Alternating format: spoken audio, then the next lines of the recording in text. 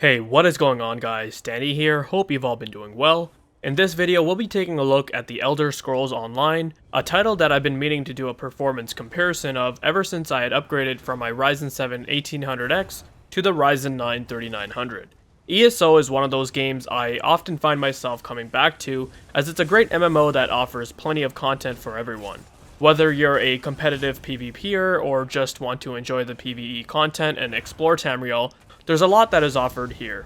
Now when it comes to performance, ESO is infamous in this regard, as it has been well known to run atrociously even on players using above average hardware. The problem with ESO is that it's built on a fairly old game engine, one that doesn't really take advantage of the extra power that new modern multi-core CPUs have, as it's very single core dependent. It doesn't matter if you've got a 6 core, 8 core, or even a 16 core CPU, it really won't make a difference at all in terms of performance. Furthermore, due to having a higher end GPU like a 5700 XT, 1080 Ti, or 2080 would really all perform about the same, as your main bottleneck will be from the CPU. For the past 2 years or so, I had been using a Ryzen 7 1800X in my main personal rig. I actually made a comparison video about 2.5 years ago when I had upgraded to that CPU from an Intel Core i5 6600K based on Intel's Skylake microarchitecture and was overclocked to 4.6 GHz. ESO was one of those only games that showed performance regression due to the i5 having better single core performance. The difference came down to the i5 running at a higher frequency than the 1800X, 600 MHz higher or 15% higher, and also the Skylake architecture having about 7% better IPC than Zen 1, which is the architecture that the 1800X was based on. In 2019, AMD released their Ryzen 3000 series for the desktop, based on Zen 2, which brought many improvements over Zen 1, such as 15% higher IPC, higher clock speeds, and larger L3 cache. Along with being built on 7nm, this allowed them to pack more cores in the same package, ensuring backwards compatibility with the AM4 socket. Being a hardware enthusiast, I just had to get me one of these new shiny CPUs. Come July, I had upgraded my personal rig with the 3900X, along with the X570 Aorus Master motherboard, and some new shiny 3600 MHz G-Scale memory. The upgrade resulted in a significant performance improvement, not just for gaming but also productivity. You can check my Ryzen 9 3900X review out on my channel where I go over all the benchmarks. The other thing I'll mention was that the 1800X had an all-core overclock of 4 GHz, whereas the 3900X was running with PBO and AutoOC on, and no actual multiplier set. Apart from that though, the rest of the specs stayed the same, so if you're interested in a full list of specs for this comparison, you can check the video description down below.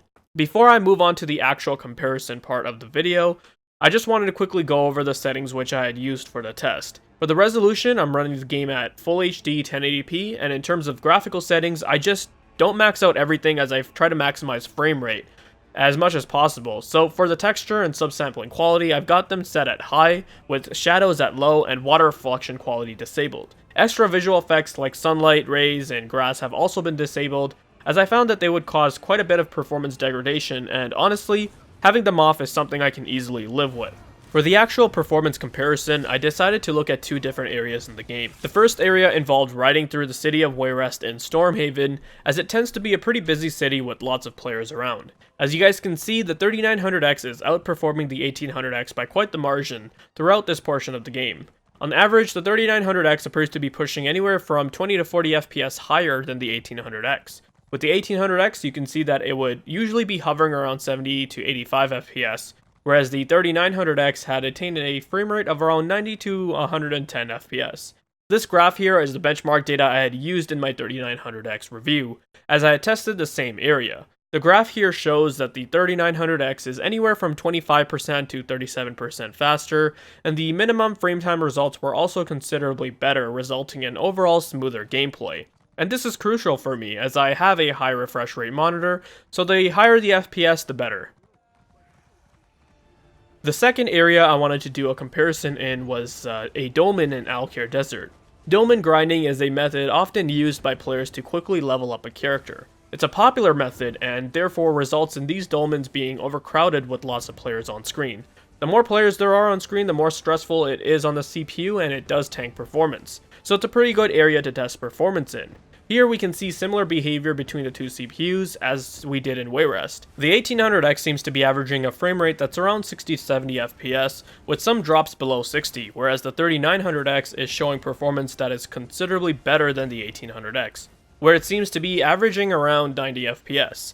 That's excellent. As someone who mostly plays this game for the PvP aspect of it, being able to attain a high average frame rate in these intense moments is actually really crucial, especially in parts of Cyrodiil where you run into large zergs and have to defend keeps. Seeing these performance tests, I can say that this game runs great on AMD's recent Ryzen 3rd Gen CPUs, since they've got improvements which positively impact ESO's performance. So I just thought I'd make this video showcasing the difference between 1st gen and 3rd gen, since I know many ESO players would be interested in knowing what kind of improvement they can expect. I hope you guys found this video to be informative and helpful. Let me know your thoughts down below. Check out the video description for my other videos and ways to support the channel. Thanks for watching, take care, and I'll see you in the next one.